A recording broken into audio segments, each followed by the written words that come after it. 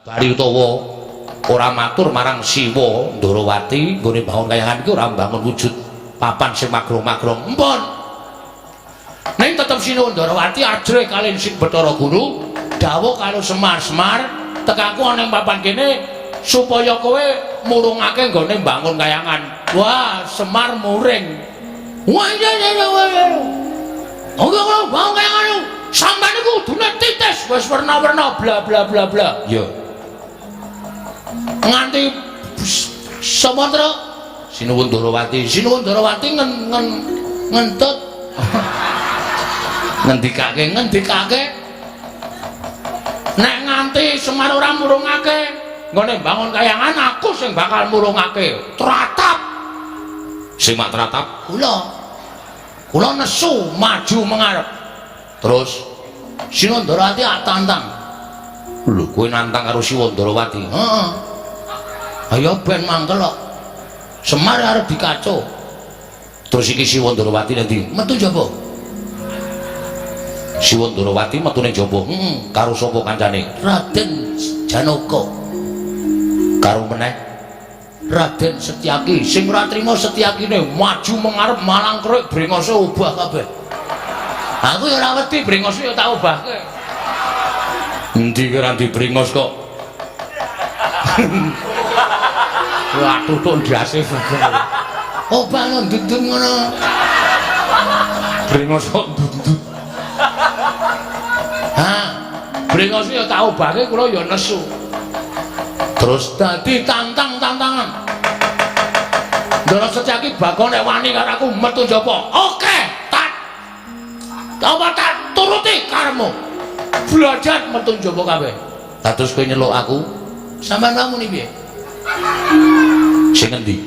Sing kowe mau nek aku mbantu karo Semar, mbantu kekuatan. Ha iki pacobane Sinuwun Ndarawati, Ndara Janaka karo Ndara Setyaki. Saiki ngene. Ndara Antarsena, Ndara Garkaca, Ndara Antarja tak du karo Ndara Setyaki karo Sinuwun Kresna wani apa ora? Nek entuk paliyane bapakmu aku wani. Nek bapakmu ngelilani aku wani. Men, omong men. Setan tenan kok. Pancen setan tenan lho kowe kok yo.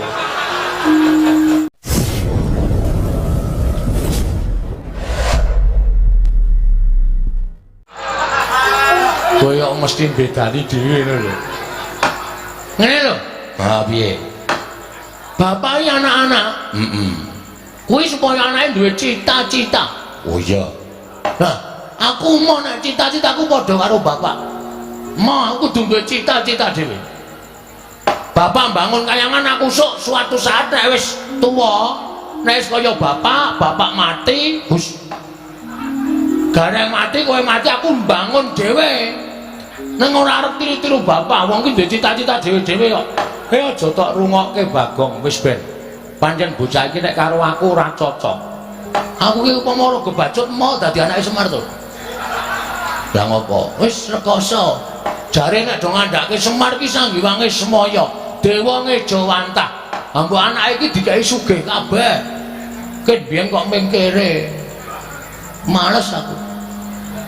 Bapak bangun kayangan dibantu karo putra-putra Pandhawa. Genang gleleng bapak. Bangun kayangan mau ora ndek apa-apa saiki putra-putra Pandhawa do bantu ya.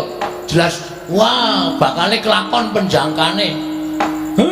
Ning kula mboten butuhake bab Probaya lahir mboten. Bondo donya mboten. Merga niki ajeng kula lakoni dhewe. Nek sampeyan ajeng bantu kali kula mang bantu kekuatan kemawon. Mang bantu kekuatan. Sampeyan wong enom-enom dadi upama ana sing ganggu nyarusiku nggen kula bangun kayangan, sampeyan kudu iso mbrasta sapa sing ajeng nyarusiku anggen kula bangun kayangan menika. Ya wis ngono aku manut karo kakene Semar. Yo aku manut karo Siwa Nayantaka. Aku yo manut karo Siwa Semar. Aku bakal bantu lahir lan batin. Monggo gen sing jeneng wong niku nek duwe gegayuhan niku mesti cobane bakale cemepak. Tegese pacobane bakale teka. Ngoten. Mula lelakon niki ajeng kula lakoni dhewe. Nek sampeyan pancen ajeng mbantu karo Semar kula ngaturke panuwun ingkang tanpa pepindhan. Nek mengko ana coba sing butuhake tenaga, sing butuhake kekuatan kula pasrahke karo sampeyan. Nek cobane niku perkara batin, Semar sing bakal ngrampungi ampun kuatos Ndara. Sigra-sigra yen premana kanca. Sigra ngrake nawang sesangka.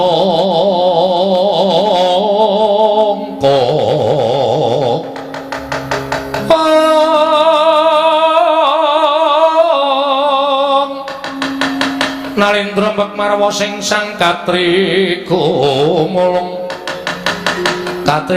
mangrembak ing wadya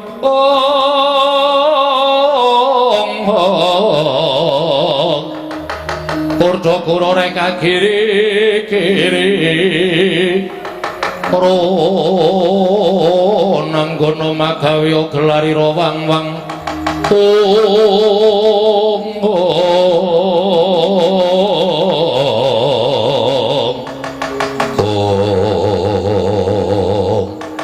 Didemandaning padukan Karang Kadempel. Nalika semanten iki Lurah Semar Badralaya wis ndawahake bilih arsa mbangun kayangan. Dinampi dening sanggane para putra Pandhawa dadak sakala ing mangke kasaru geger madyaning padukan ing Karang Kadempel. Samyalok yen to ana Nalendra ingkang rawuh wonten padukan Karang Kadempel datan tanolyan kejawi amung nata ing Ndarawati Sang Prabu Sri Bathara Kresna. Anganti ngrayi Panapandha Raden Janaka wantun minggah pendhapi akarya cingak Lurah Semar Badralaya. Mangulun bae para kawula kanca piyak-piyak nata Ndarawati kepareng rawuh kanca piyak bane dalan.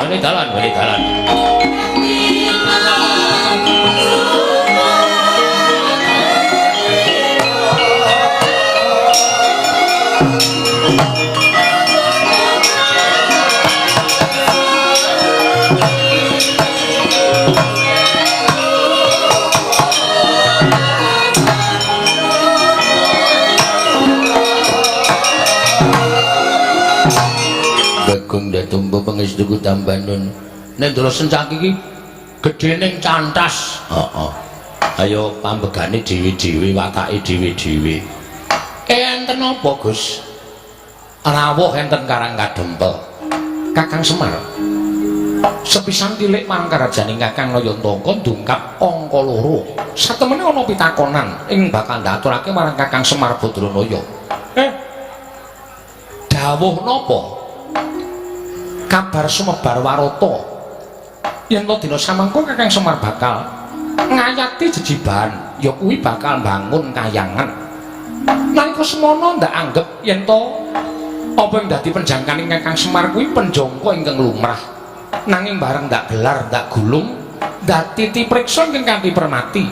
Jebul tinemune apa ingkang bakal mbok tindakake mau satemene bakal gawe geger jagat saisine. Mangke riyen kok gawe geger jagat saisine perkawisipun Kakang Semar. Yo nadyan Kakang Semar kuwi sarta para kawula kabeh kuwi ngerti yen Kakang Semar kuwi titi sing Sang Hyang Bathara Ismaya. Kakang Semar kuwi titis dewa, nanging rak ya aja kaya ngono ingkang mbok tindakake. Tumuli Kakang Semar bakal nindakake bangun kayangan ingkang ateges Kakang Semar bakal ngembari marang panguwasaning para dewa sarana bakul bangun kayangan ana ing Karang Kadempel. Mula ora jenemukal yen to dadi runtiking penggaling Sang Hyang Pikulun Manikmaya. Ing nalika semana Hunyang Madyapada prapta ning negara Ndarawati dawuh kelawan nata ing Ndarawati supaya ngelekake sarta ngemutake marang Kakang Semar Badralaya. Aja nganti kebancut nggonmu bakal bangun kayangan. Merga Sang Hyang Bathara Guru ya Hyang Pikulun Manikmaya dadi kuwatir ing penggalih. Merga rumangsa yen to Kayiwangan Suralaya bakal dikembari dening panguwasaning Kakang Semar Badralaya. Lah kleru. Manikmaya kok mboten melu mriki niku pripun? Guru kok mboten melu mriki? Muridé rung teka kok. Kowe menengo tak tutuk gundulmu modar. Guru iki maksude Bathara Guru. Oh, tak kira nek guru SD. Guru kok mboten tekan mriki pripun? Lah nek pancen guru niku rumangsane kaya arep dikembari karo panguwasane merga Semar bangun kayangan. Kudune nanjeke dhewe teng mriki. Ora kok utusan Sinuwun Ndarawati, mengke ndak seling surup. Mengke ndak kleru. Nek kula matur karo sampeyan akeh-akeh sing kula aturke, mengko sampeyan ling ngaturke kalawan Hyang Pikulun Bathara Guru mboten padha kali sing kula omongke. Mengke ana sebutan dandang dikandhake, kuntul-kuntul dikandhake dandang. Witing perkara janjane kabeh ing dumadi wonten jagat niku merga perkara seling surup kaya ngeten iki. Mula nek kepengin Bathara Guru niku ngerti sejatine apa to karepe Semar niku mangaturi tindak mriki guru ken tekan mriki. Kula kandhanane, kula jerenge goboke Manikmaya. Supaya ngerti karepe Semar, ora kok utusan karo Nata Ndarawati. Niku jegese guru niku mboten wani adu arep karo Semar, merga kula sing duwe penjangka bangun kayangan. Ngoten. Terus utusan kali Sinuwun Ndarawati. Terus karepe pripun? Karepe guru pripun? Aku napa pangandikane Hyang Pikulun Bathara Guru? Dina samengko Kyai Semar utawa Kakang Semar Badranaya kinen murungake nggone bangun kayangan. Nek kula ken murungke kula ora iso. Kula ora gelem murungke bangun kayangan. Merga guru ora ngerti apa to wigatine nggen kula bangun kayangan. Coba aku tak ngerti wigatine apa. Wigatine ora kok perkara kula niku pengen bangun kayangan papan sing magrong-magrong kaya kayangan Suralaya sing dumadi saka Jamrud Hergeni Mas Mutiara niku mboten. Kayangan niku papan sing becik, kayangan niku papan sing apik. Wonten kayangan mriku mboten wonten rasa memungsuhan, ora ana rasa regejegan. Anane mung ayem tentrem macinamatan daya dinayan uripe yen abot padha dipikul yen enteng padha dicangking niku wong urip enten kayangan mriku. Mula kula kepengin bangun kayangan ngamarta niku embane kaya kayangan, uripe para kawula embane kaya urip enten kayangan. Mboten kok kula kepengin bangun kayangan wujud papan sing magrong-magrong. Sampeyan niku pripun to, Den? Titis Wisnu kok mboten tanggap sasmita niku pripun? Kudune sampeyan iso matur karo Hyang Pikulun Bathara Guru kalih Manikmaya napa sing dadi karep kula. Ora kok sampeyan ming mambangun miturut dawuh guru, dume Bathara Guru niku sesembaning para titah sampeyan kon ngalor kon ngidul-ngidul dibalangke ngetan ya ngetan dibalangke ngulon ya ngulon. Kula nuwun sewu, sampeyan niku ratu apa watu?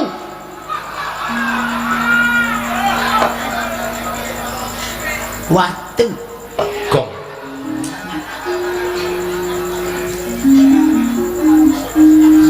Coba kula tak takon. Sampeyan niku ratu napa watu? Nek sampeyan niku ratu, mestine nek dikongkon ngalor, dijlentreke riyen karepe pripun? Terus kudune kepripun? Niku sampeyan miterang karo Bathara Guru. Ora mung manut grubyuk ngalor-ngalor ngidul-ngidul. Kula ngerti karepe Bathara Guru niku kula ngerti. Dheweke ora wani tekan kene merga Sor Prabawa karo Semar. Waduh. Ndelengi Sor Prabawa, Sor Kretek. Gong ku nek nyaut kok mesti elek to. Merga wedi kali kula, tumuli utusan karo sampeyan. Pamrih napa? Sampeyan niku bendara kula, sampeyan niku pepunden kula. Terus nek sampeyan paring pangandikan kali kula wedi karo sampeyan, tumuli kula murungke karep kula. Mboten no. Mboten. Ampun malih kok sampeyan Bathara Guru sing dadi sembaning para titah tekan mriki menging karepe Semar. Monggo gegayuhan kula niku apik, gegayuhan kula niku becik. Kula nek gegayuhan apik sarta becik, aja kok sak pepadane titah sing elek-elek karo Semar. Lah mbok dewa kayangan kon medhun kabeh teng mriki. Mboten ajeng kula paelu sinuwun.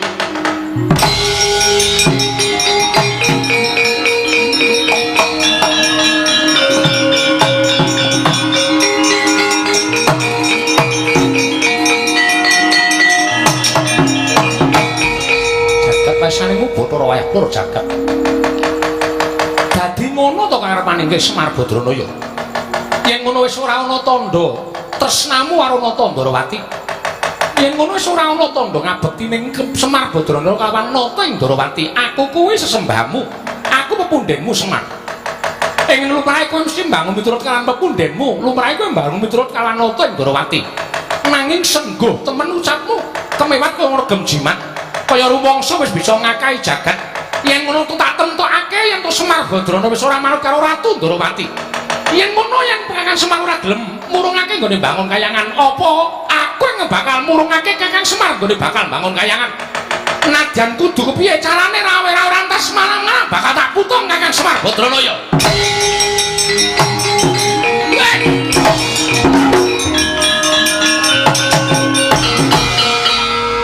Ngopo Gong arep jengklek kesangkut. Kok dadak kesangkut. Kurang trampil haprei 5 dina. Ayo. Keprigelaku sudah iki. Waduh.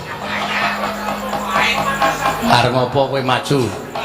Arep mangsuli sinuwun Darawati ke Bagong iki perkaraku. Iki ya perkaraku kowe bapak kowe. Kowe wong tuaku kowe, Pak.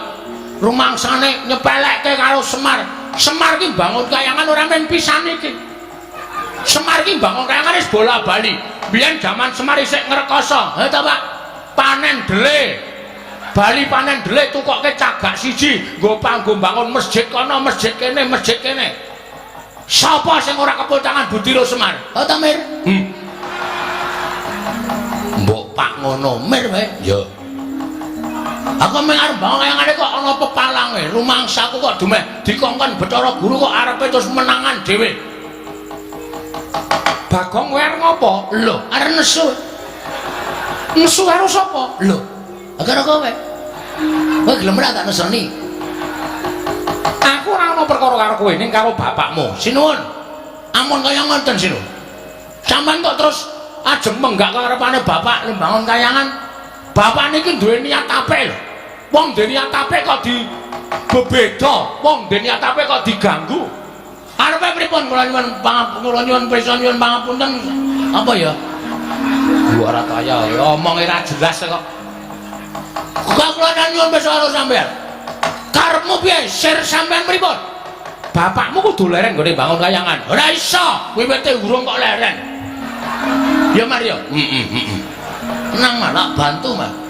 Wong aku iki karo bapak sayang, bahwa aku tresno karo bapak. Nganti aku dadi lekol kaya ngene iki nek ora saka bapak ora bakal iso kelakon.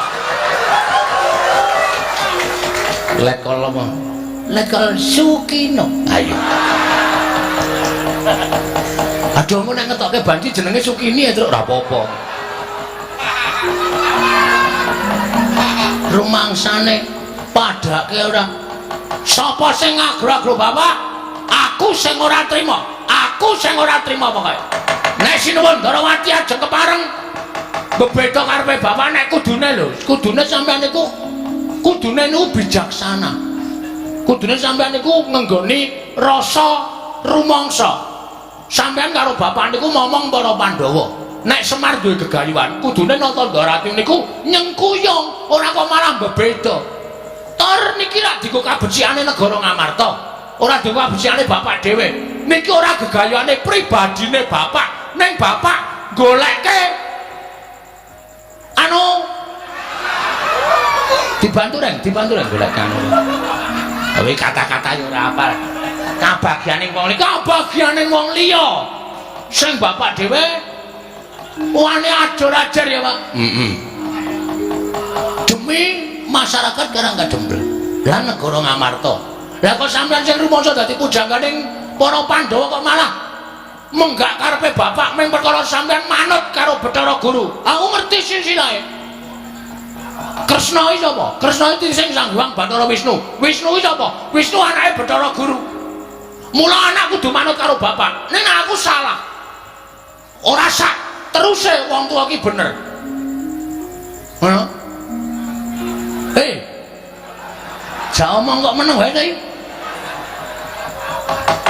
Nek bapakne akon bab sing ora apik, anak ki ngelekke, ngono lho. Dielekke, Pak, ngene iki ora apik. Ngene iki apike ngene ngono. Ora kok mung sendika, Pak. Anak bangun miturut dawuh bapakne, lek aku nglek colongke telo, mangkat. Aku salah. Kok ngono kok? Semar arep bangun kayangan kok dumeh dikon karo bapakne Bathara Guru kok. Wisnu, Semar dipenggal aja bangun kayangan, mergo ngembari marang kayangan Suralaya. Bapak ki ora arep gawe papan sing magrong ki ora. Ning bangun moral, jiwa, pri kemanusiaaning para masyarakat Ngamarta. Pri kemanusiaan iki apa, Gong? Hah? Pri kemanusiaan iki apa? Ya meng manungsa ketemu peri. Ora iso omong, ora iso ngandhake kok. Moral PMP. Waduh. PMP iki pendidikan moral Pancasila. Kuwi wis ra ana ning atine masyarakat, mula arep ditukulke meneh karo bapak. Angko kowe kok nyarus iku. Nek kowe arep meparangi karepe bapak, ora masalah, ora masalah. Ratu Ndorowati, ora masalah. Lho, kowe malah ora basa karo aku. Tak basanono wong sampean pakartine elek kok. Aku wegah basane wong elek. Lho yen ngono kowe wani karo Kresna. Lho. Aja kok sampean. Dewa mudhun wae aku ora wedi. Gong nek omongan cangkeme sing apik. Nek ana dewa medhun tenan. Mbok sing apik lambene truk. Aku wani tenan ora? Ora. Aku dadak nyebut ora. Ya wis kudu dewa. Lho. Omong kok mulak-malik. Yen pokoke masa memanangan aku, tetep aku ora trima. Tantrimane Bagong sapa wae sing arep meparangi karepe bapak kena watari iso nglangkai kuandane gareng. Weh. Aku ngapa? Rasanane ora. Aku arep mati Tru. Ora wong Bagong iki ngapusi kok ora. Langkano kuandane Bagong legane atiku.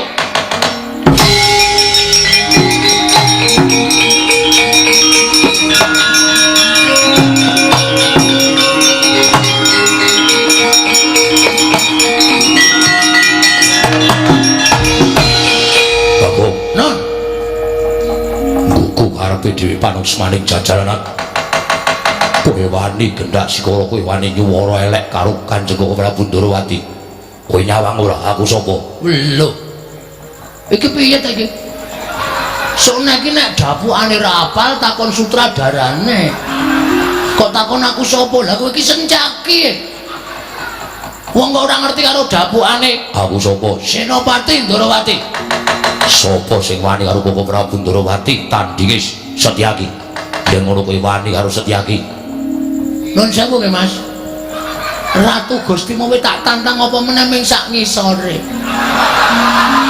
Kowe iki senopati, kowe iki sak ngisore ratu. Jelas wedi aku. Lho iki jelas wani aku ora ana wedine Bagonge ora ati karo sapa. Yen ngono wani harus diaki sing tak medeni apamu metu njaba. Piye? Metu njaba. Gong tak tutuk sirahmu kowe. Iki peresmian masjid ora cemongan cangkeme. Aku kan metu njaba. Gelem ora gelem ya.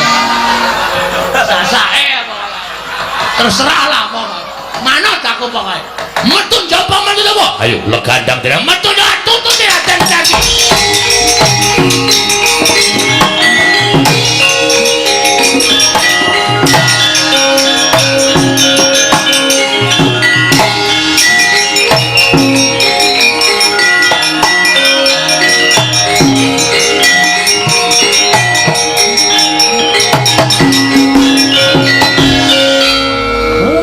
Bagong ora pisan ora pindho gawe perkara.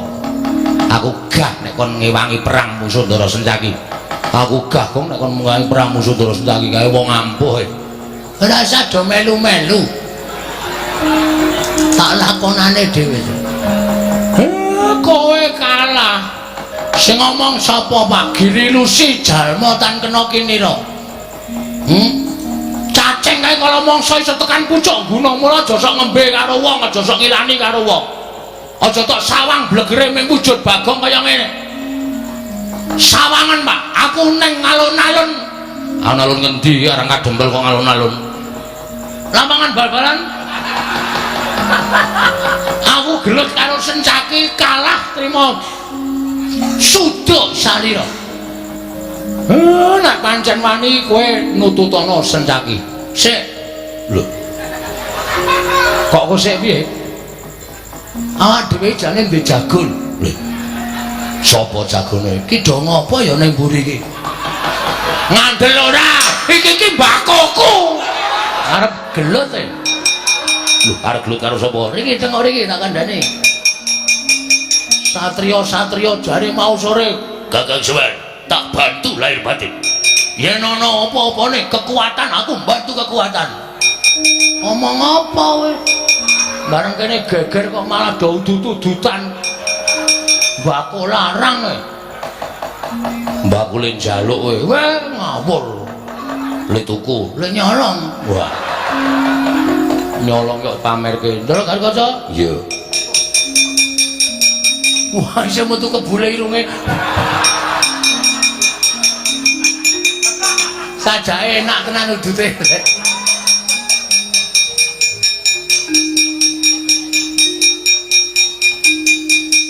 Lega? Yo. Do tak perintah do manut ya. Dadi lakon bengi iki. Aku kok dadi kok ngene bentuke iki. Klerune jupuk e. Piye ning opo, Gong? Niki wae Sinuwun Darawati rawuh. Heeh.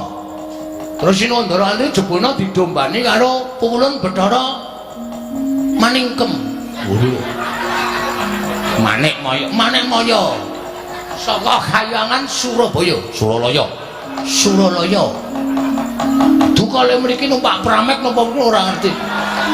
Ning pokoke tekan kene utusan karo Sinuwun Darawati. Sinuwun Darawati kon nanjing kali Bapak Semar merga Pukulun Bathara Guru rumangsa kawatir nek Semar niku ajeng bangun Kahyangan ngembari panguwasane miwang Pikulun Bathara Guru teng Suralaya. Lho. Lah apa kakene Semar ora mblabari utawa ora matur marang Siwa Darawati nggone bangun Kahyangan iki ora mbangun wujud papan sing magrong-magrong. Empun. Ning tetep Sinuwun Darawati ajre kalih Sing Bathara Guru dawuh karo Semar tekaku ana ing papan kene supaya kowe murungake nggone mbangun Kahyangan. Wah, Semar muring. Wah, iya. Oke, bangun Kahyangan. Sampeyan niku kudune titis wis werna-werna bla bla bla bla. Iya. Nganti samontra Sinuwun Darawati ngentut ngendikake nek nganti Semar ora murungake nggone bangun Kahyangan aku sing bakal murungake. Tratap sing mak tratap kula nesu maju mengarep. Terus Sinuwun Darawati tantang. Lho kowe nantang karo Sinuwun Darawati? Heeh. Ayo ben mangkel kok. Semar arep dikaco. Terus iki Sinuwun Darawati nanti metu jaba. Sinuwun Darawati metu ning jaba. Karo sapa kancane? Raden Janaka. Karo meneh Raden Setyaki. Sing ora trima Setyakine maju mengarep malang krek brengose obah kabeh. Aku ya ora wedi brengose ya tak obahke. Endi kira dibrengos kok? Wah, tutuk ndase. Obah nang ndudun ngono. Brengos kok ndudun. Brengos ya tak obahke kula ya nesu. Terus dadi tantangan. Ndara Setyaki bakal nek wani karo aku metu njaba. Oke, tak turuti karemu. Belajar metu njaba kabeh. Dados kowe nyeluk aku, sampean kamu niki piye? Sing endi? Sing kowe mau nek aku mbantu karo Semar, mbantu kekuatan. Ha iki pacobane Sinuwun Darawati, Ndara Janaka karo Ndara Setyaki.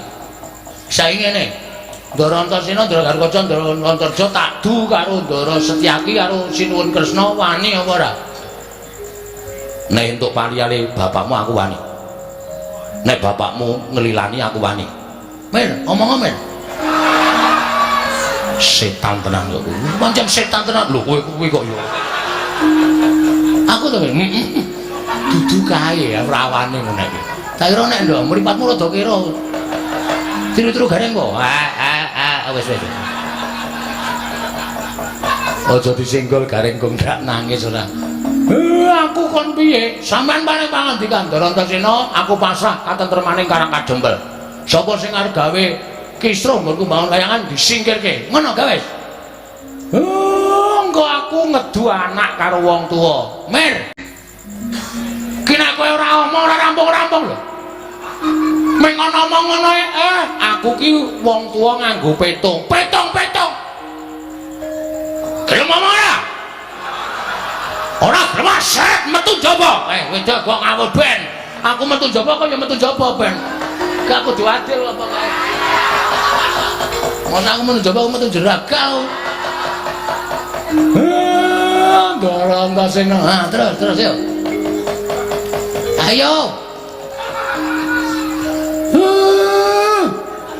Dorong ta sena. Kula pasrah kantun termaning Karang Kadempel. Sinuwun Darawati mangundurke. Pon omong sing ngomong cangkemmu. Oh cangkemmu boleh ra jamak-jamak ketara ya. Ngerti? Ayo wis. Den. Nek pancen kudu kaya ngeten lakone nggih pun dilakoni mawon. Merga kula niku duwe saloka, sing becik bakal ketitik, sing ala bakal ketara. Nek Sinuwun Darawati duwe niat jahat, duwe niat ala karo Semar mesti ketara. Sampeyan nek belani karo tumindak sing apik diayomi karo Gusti sampeyan, Ndara.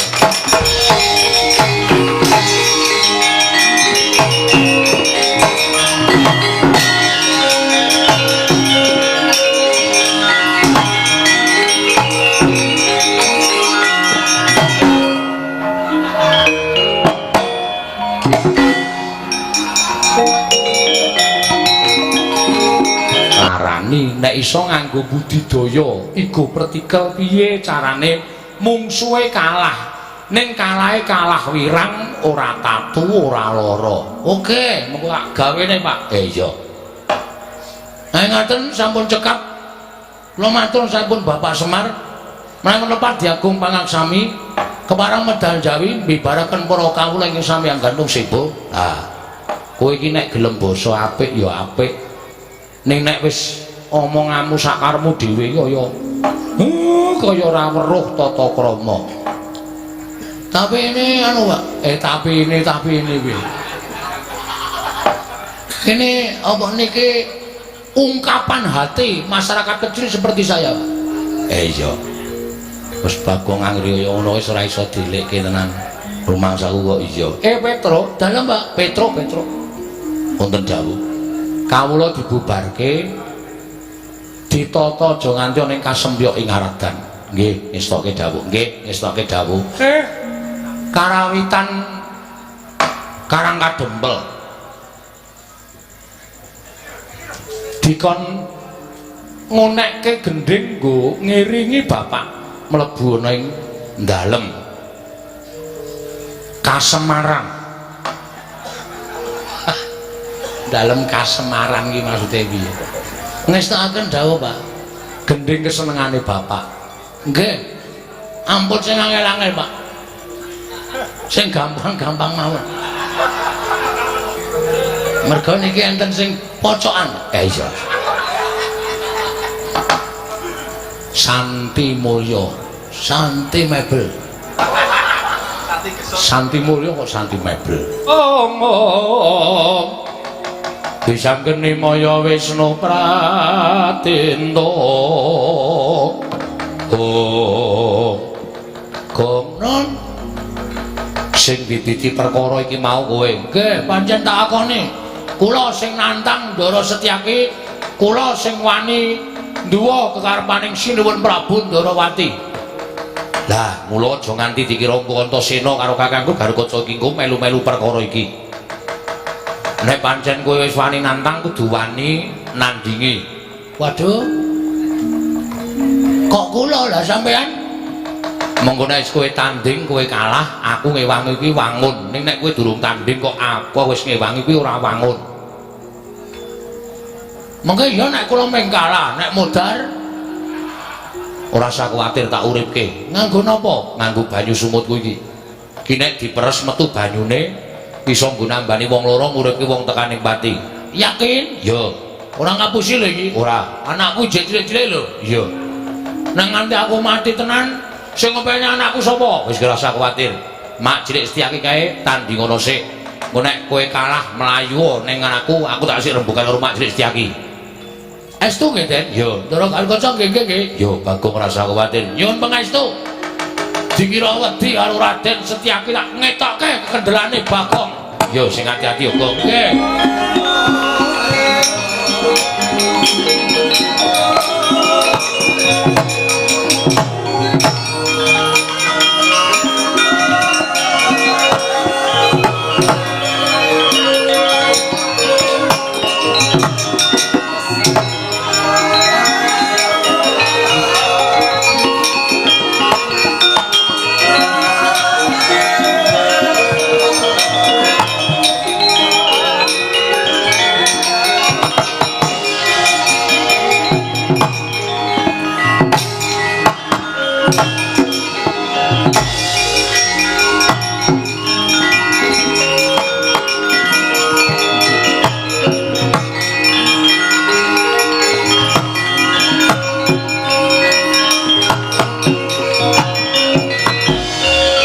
Tinututi lamun katututan lamun mangsa prawira tiktaya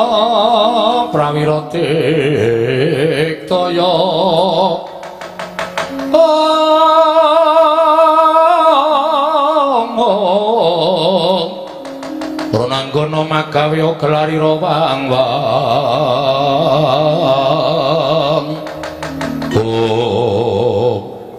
Bagong non kok malah ucul klambi nyandang nganggo kathok abang. Iki sandangane wong gelut. Lho. Sandangane wong gelut piye? Kula nek arep perang pancen sandang aku ngene iki. Teges wis wani tenan lahir batin karo Setyaki. Sing tak wedeni apamu, Mas? Wis kebacut ngibarate nyabrang kali wis tekan tengah. Maju ya klebus, mundur ya klebus. Luwih becik ndodok. Dodok piye? Wis pokoke sisan klebus. Yen ngono kuwi wis ora ngeman karo nyawamu. Tak eman sebab apa? Wani karo Setyaki. Sing tak wedeni apamu? Kowe mbantu Sinuwun Darawati, aku mbantu karo bapak. Semono kok sampean senopati ning Darawati.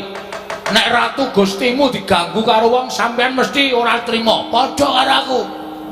Bapak nek diganggu karo wong Bagong ya ora trima. Bagong ki anake Semar. Semar ki wong tuaku kok. Mengar bangun kayangane kok Ratu Darawati kok melu-melu mung mergo diutus karo Bathara Guru.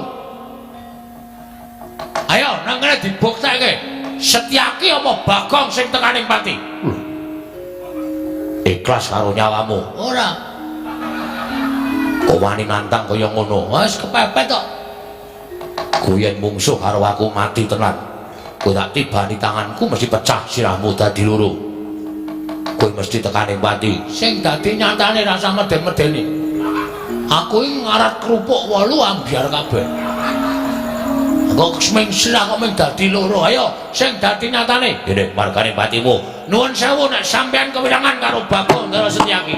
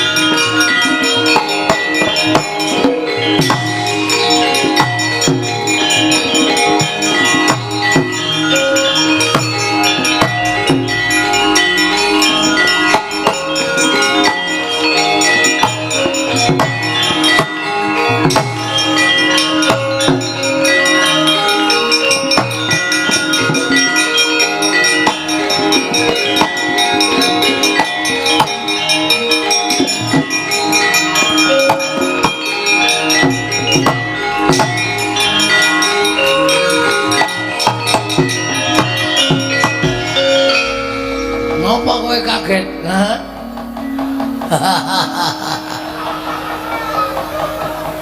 Anggir Antasena. Oh, Mak Cilik.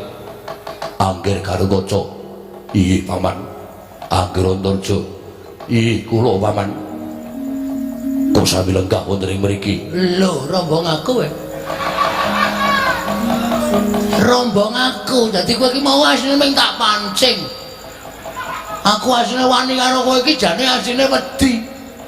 Ning kowe tak pancing kowe bungahe ngantil karo Bagong. Saiki glo wadya balaku. Samapta ing gati sawiga ing diri. Narwani karo Bagong coba saja. Potol sirahmu. Musuh Ndara Garukaca sembur melonyo awakmu. Liden ora. Waduh. Mbok ngono. Iya. Anggir Antasena. Ana apa lek? Kala gak wonten mriku. Gong mindira sik. Nggih. Sampurnake mau. Wong glelenge kepati-pati ora. Pancen aku nang kene. Anggir Antasena wonten lenggah wonten mriki wigatosipun. Aku wis kebacut sumpah karo kakene Semar nek bantu karo kakene Semar lahir batin. Monggo kakene Semar paring dawuh karo aku ora perlu dibantu babakan Prabaya Brana Picis ning dibantu babakan kekuatan. Yen ana pacoban ingkang bakal tumama kakene Semar nggone bangun kayangan, aku sing tinanggenah supaya nyingkirke pacoban mau. Monggo Bagong matur karo aku nek Siwa Ndarawati dibantu Mak Cilik Setyaki bakal jugarake Kakang Semar nggone bakal bangun kayangan. Bener apa ora? Ya ngaku. Ngaku barang sing nakoni Antasena kok plendas-plendus kowe. Mau sing nakoni aku glelenge raja malu Bagong pecah siramu dadekke loro. Wonge papat kok mung dadekke loro. Nek ora oman piye? Ih, pancen jatosipun ngaten nggih. Lek gandeng aku wis sago karo kakekne Semar, mongko aku ki jiwaning satriya. Nek nglencati apa sing dadi sumpahku, aku bakal nampa hukum saka sing gawe jagat. Mula nek Lek Setyaki, Paman Setyaki arep gawe rusak Karang Kadempel, luwih-luwih jugarake kakekne Semar nggone bangun kayangan, mungsuhe dudu sapa-sapa, ning aku, Kakang Garukaca, Kakang Antarja. Digawe rame ya gelem, dirembuk sing apik-apik ya gelem. Modar.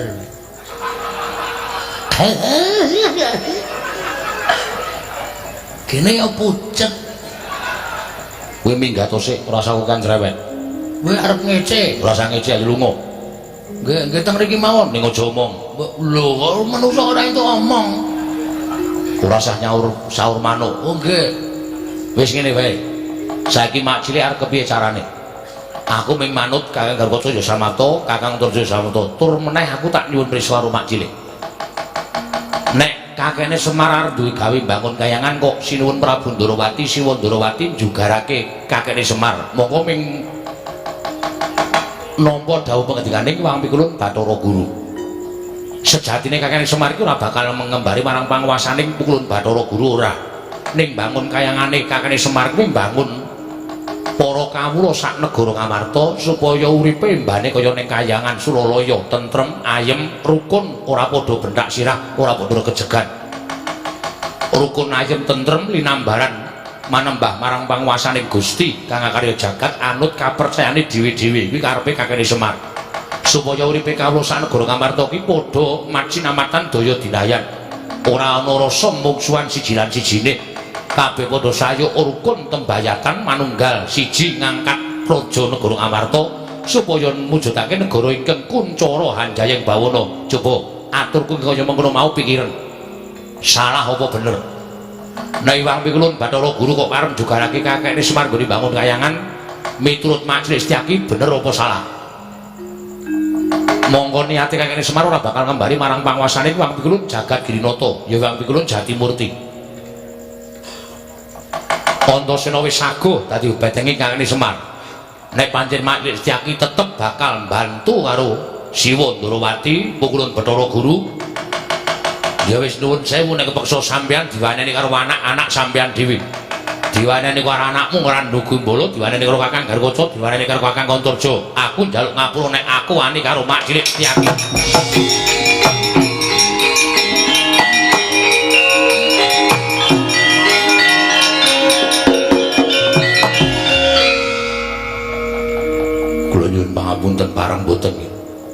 njaluk ngapura perkara apa? Sareng kula manah-manah. Mboten selaminipun kula menika mbelani tiyang ingkang leres. Lire mak cilik ngendika kaya ngono. Kula manah-manah menapa dipun lampahi dening Kanjeng Prabu Ndrawati menika namung manut dhateng perintahipun Hyang Pilun Bathara Guru.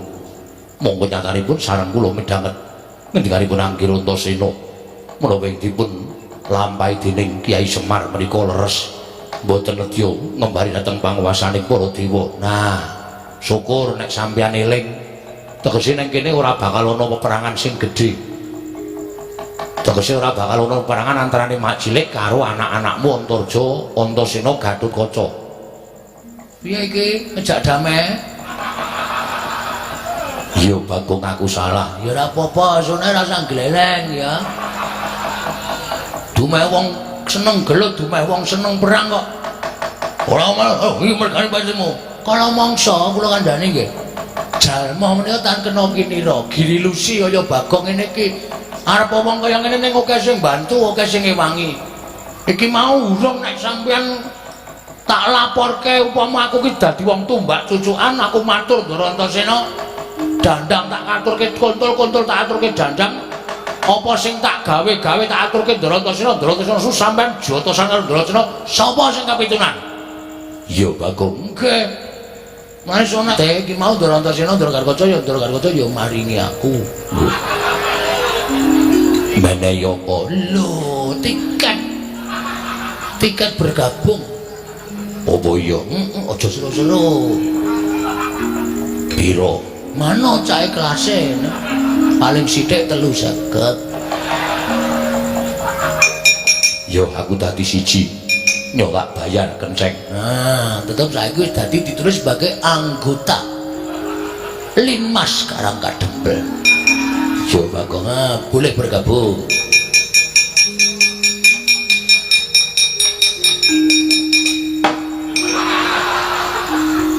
Balik ke.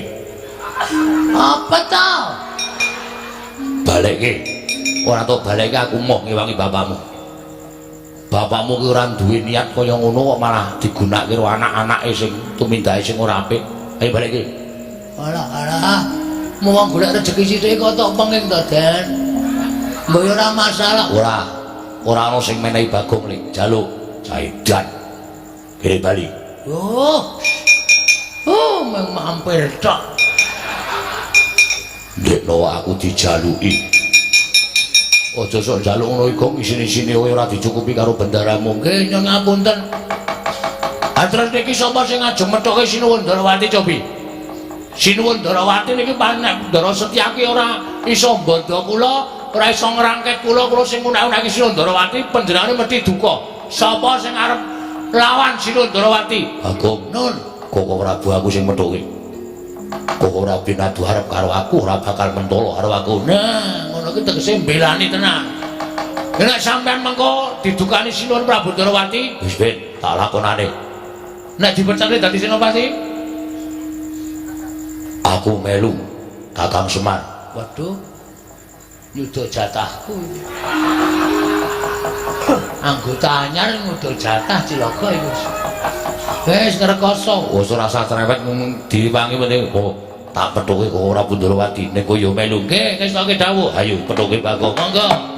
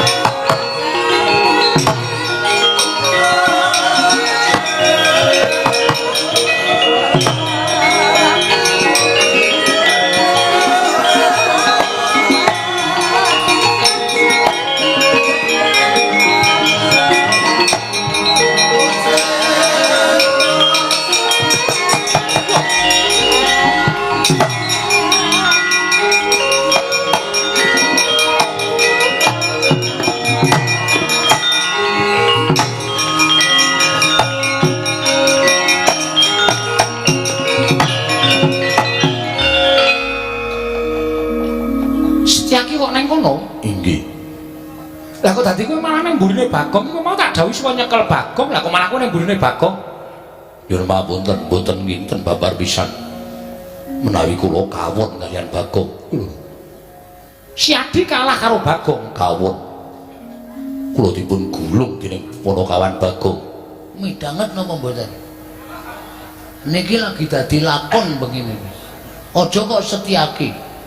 Bathara Yama dipatela. Edan tenan.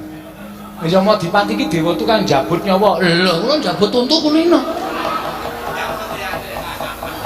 Lah niku ora dikon jabute tak jabut kok.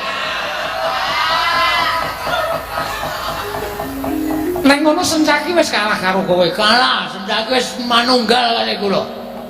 Ndara Setyaki wis manunggal kali kula wis dadi tahanan kula. Mula Ndara Sencaki pun boten manut kali Ratu Ndarawati. Ning manut karo Bagong. Lho. Apa ngono Setyaki? Nyuwun pamunten Koko Prabu. Lah apa Sadi bakal kliru karo kewajibanmu nang Senopati Ndarawati? Sekawit kula Senopati Ndarawati nanging kula sampun kawon kaliyan Bagong. Lan samangke kula sampun dados reh-rehanipun Ponokawan Bagong. Setyaki, Wonten dawuh. sinuwun Prabu Ndarawati diundurke. Nek ora diundurke, ndak gawe kisra gegayane Bapak Semar. Nggih, wis tak dawuh.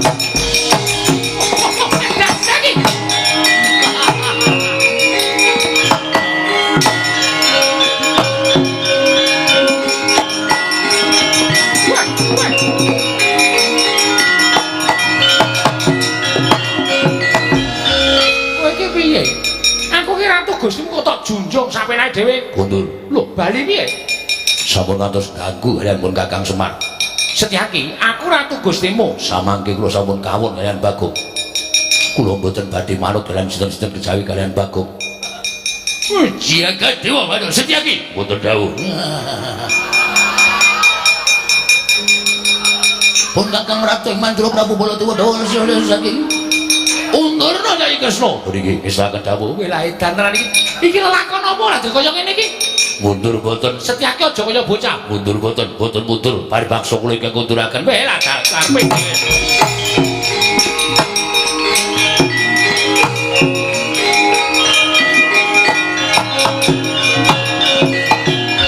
Oh ya jaga Dewa Bathara. Ya kaya ngono kuwi Dimas. Ya kaya ngono kuwi sing tak arepake. Si Adi kudu bantu lawan pun Kakang Yayi.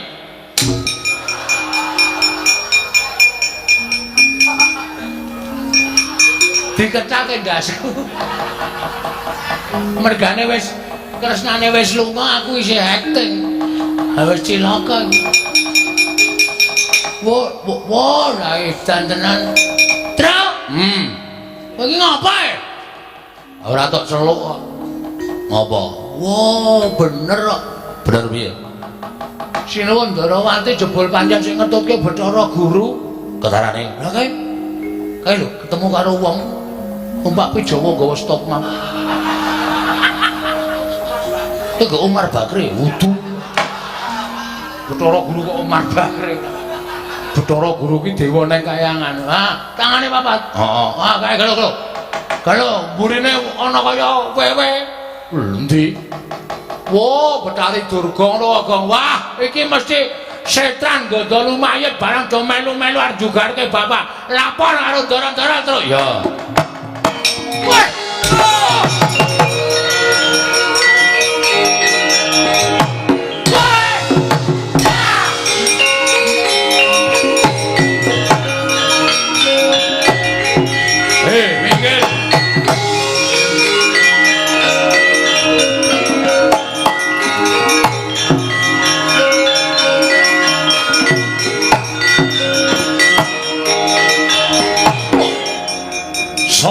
Gatotkaca wis apa? Tumenggung Prawara Kendra. Abdining Betari Durga. Ayo, bumi angus karang kadempel. Tugelen-gelune Gatotkaca klakon mati dening kowe. Wah. Ah! Iya. Ah! Wek. Ah!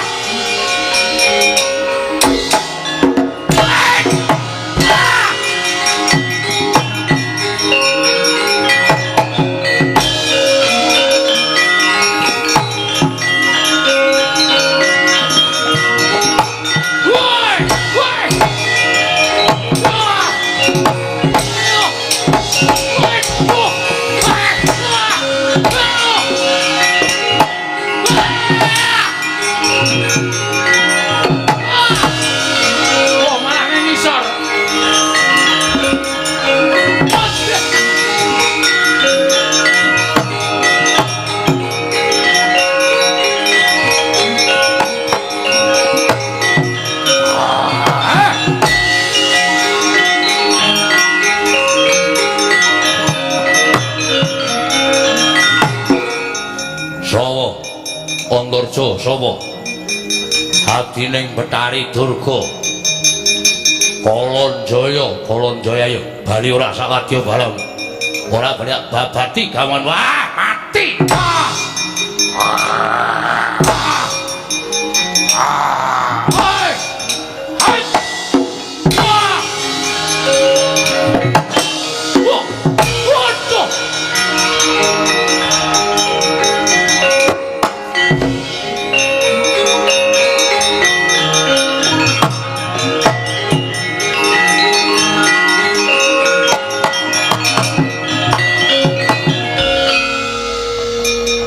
Komeng gelis kan tak candak tak bleseki ning lemah mudar tak pendem sisan abe tegese sampean kuwi kerang ora nggo okol ning nganggo akal saya mubal wadyabala dandang mangure sing paino ngati-ati lho Kang Ayo Dimas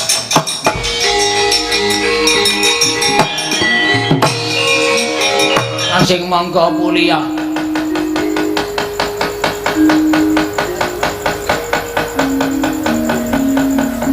sampai iki prajurit sing arep maju yang lewat aku kelingan dubur kae biyen tak goleren ayo Sukini nggih Mbak kowe arep perang apa piye? Ya ampun, Mbak, arep wayang kaya ngene iki dijaluki karo sing nanggap lho, Mbak. Kowe kuwi nggih. Pokoke Sukini kudu metu. Nek ra metu piye carane supaya iso metu? Ngoten lho, Mbak. Termasuk bintang. Oh, iya deh. Arep maju mungsuh karang kadempel. Jarene sing maju mantasaning para satriya gegeduking para prajurit. Terus Mbak Raden Sentyaki, Raden Gatotkaca, Raden Antasena, Raden Antarja. Ya ampun. Masih muda semuanya. Iya. Aha. Itu obat buat gue. Ana maju ana. Iso ngalahke wong-wong sing belani Semar kowe entuk ganjaran. Oke, Mbak. Ning nek kalah ditugel gulumu. Aduh. Ya ampun. Guluming sithik kok ditugel lho, Mbak. Guys, pokoke mangkat aja kesuwen.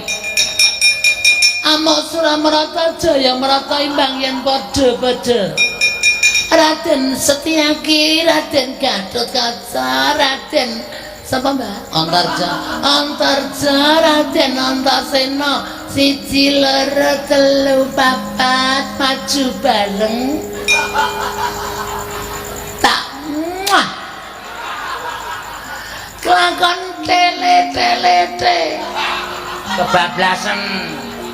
Kebablasan tele kelakon tele ate kebablasan minggir Mbak kula serang kepengen perang lho Mbak iya wis maju kana ya ampun Mbak iki kok dipotong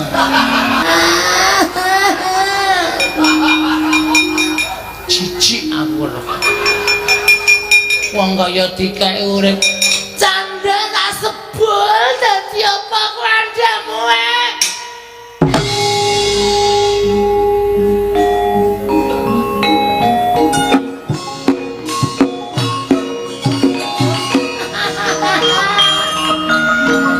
asik tenane gamelane suarane apik kempule ya suarane apik heli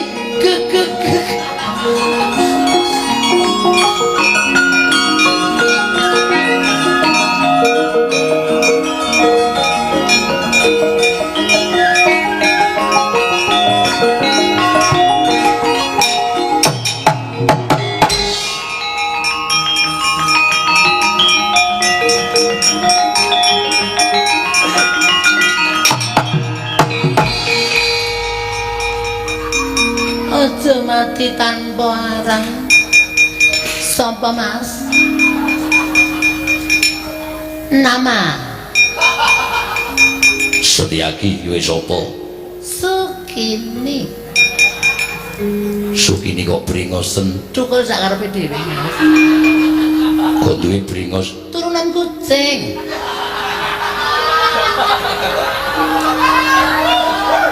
Kalian nomor dagelane Mbah Gito Gati. Kok bringosen turunan kucing. Arep ngopo mrene? Nglabras. Ngelabrak. Nglabrak. Maafin dong kan yo salah kata. Iya. Ayo, kaya apa aku sing kecil-kecil. Manut nek ngendi papane wong perang? Nek ndi papane wong perang? Neng kono no kebon peteng, Mas. Yuk. Ayo. Yuk.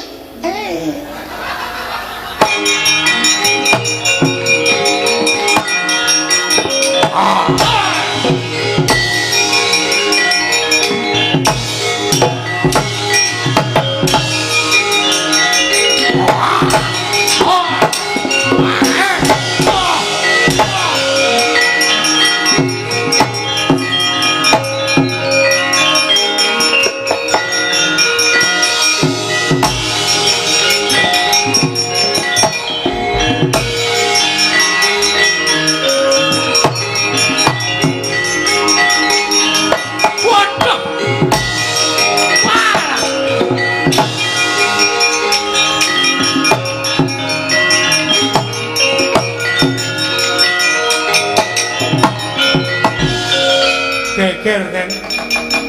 Lah kok dadi kahanane kaya ngeten iki terus pripun lajeng kula tumindak? Kene ngopo terus? Wah, sampeyan iku ora kanan karang kadempel mosak masik mboten kanten-kantenan. Tangga teparo kula sing maune rukun do gelut dhewe-dhewe. Wong wedok do bengok-bengok jerit-jerit wah kaya wong kang supan.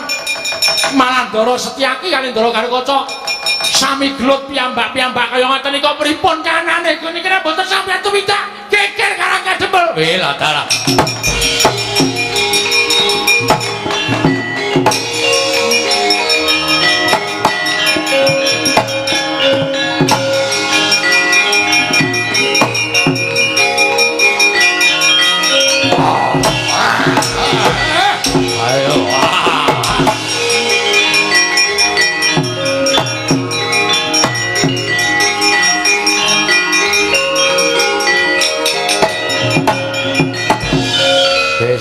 Candak kanthi cara kasak mripat balane Betari Durga ora wani nerajang awake dhewe nggih ning terus nganggo gunake cara alus nyebar wadyabala jim setan mriprayangan berkasaan dongang srupi jiwaning kawula sakarang kadempel malah Majrik Setyaki karo Kakang Garukaca ribut kae ora kok saka karepe dhewe lha terus karepe sapa ora saka karepe dhewe karepe sinten mergo kae uga kesusupan jiwaning iblis. Mula sing prayitna ngati-ati, syaraté mung siji, nggih. Aja nganti ana sing ngalamun, nek ngalamun ndak kesasapan jiwaning iblis. Gong, ora ngalamun lho. Ngantuk ya. Ning aja ngalamun, ngantuk kena ning aja ngalamun. Ngantuk entuk mboten to, Ora entuk. Ora entuk ngantuk, Gong. Lho, kok sirahe dikeplaki dhewe? Men mumet ndak liar-liar wae. Ket mau liar-liar saplai bar mangan mie ayam. Gong. Mangan mie ayam bareng to. Heeh, karang yo ngelih. Ha iya. Ngati-ati lho Gong aja ngalamun. Ndara Antasena wis dawuh aja ngalamun. Nek nganti ngalamun cilaka kowe. Weruh apa, Gong? Demit ketok. Hah? Demit. Oh iya. Hah, kae lho. Oh, kae ketok kae. Lho. Waduh. Gareng ngono ae. Wah, wis.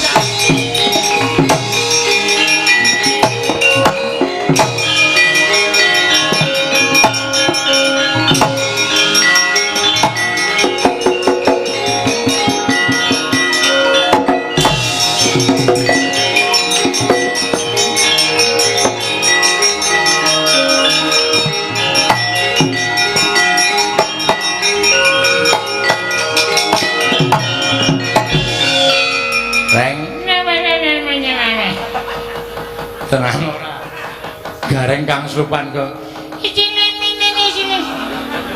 Tumeti Kang Supan anu iki demit bayi iki. Kering somong. Iki. Ayo metu. Metu saka ragane kakangku. Metu. Metu. Gong jarene wong tuwa mbiyen. Heeh. Demit iki wedine diuser-useri barange wong.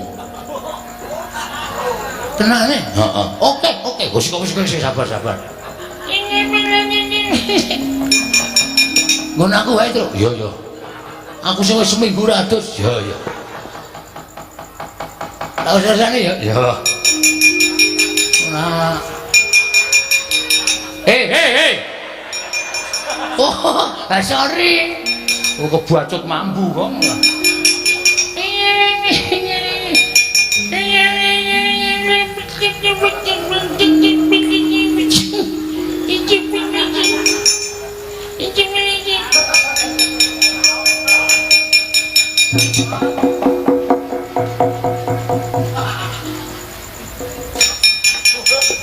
Bisa merem itu terus.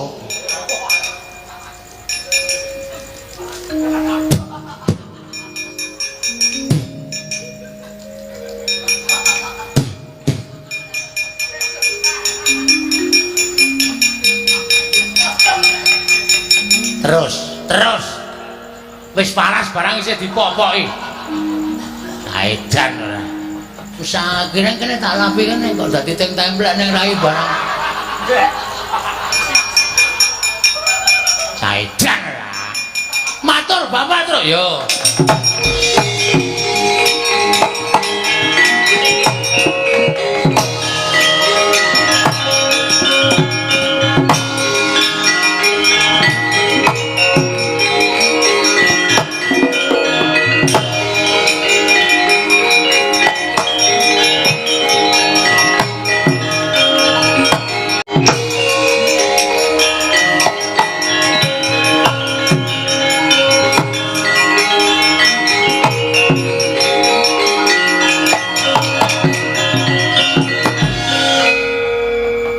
Petro dalem Pak gareng karo Bagong tok jak njaga kiwa tengen ngarang kadempel aja nganti klebon jim setan mriprayangan.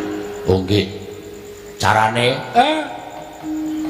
pendak pajupak pager sing mapan ana ing karang kadempel talelono janur. Oh nggih ngestakaken dawuh.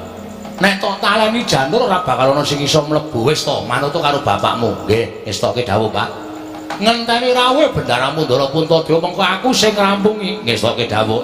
Sing ati-ati aja lali lho, Tole. Mboten. Nek perlu kowe ya nganggo. Oh nggih, ngestakaken dawuh.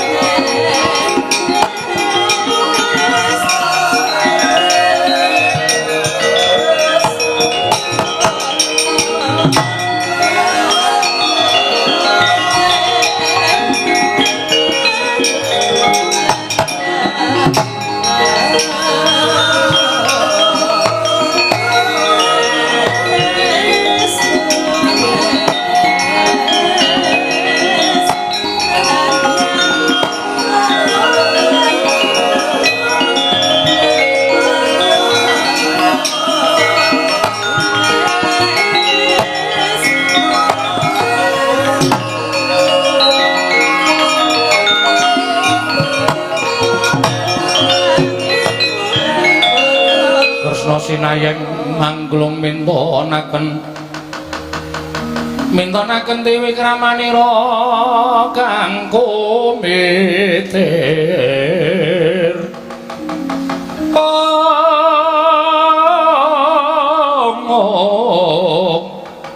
kang mitiran ing asta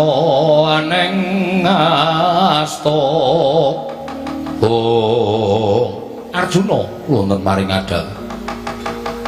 Yen ora tumandang kok katone nista temen napa Ndrawati. Ing atase aku wis ago nyendikani dawuh perintangi Wang Pikulun Manikmaya. Para wadyabala dandang mangkur wis padha gawe kisruh kanan karang kadempel mekaten Koko Prabu. Apa ora prayoga lamun pun Kakang lawan Siadin nimbung ana ing jroning karang kadempel. Menapa mboten mangke kelingseman krana badhe kadenangan bilih kula lan paduka Kanjeng Koko Prabu tumuli nimbrung wonten telenging karang kadempel. Monggo nyatanipun Kakang Semar menika sampun apal kaliyan paduka Kanjeng Koko Prabu miwah sampun apal kaliyan ingkang ngrayipun Janaka. Sanane aja wujud nata Ndrawati kepareng paduka. Ayo derek napa Kakang salin wujud. Aja wujud nata Ndrawati sawawi Koko Prabu kula derekaken.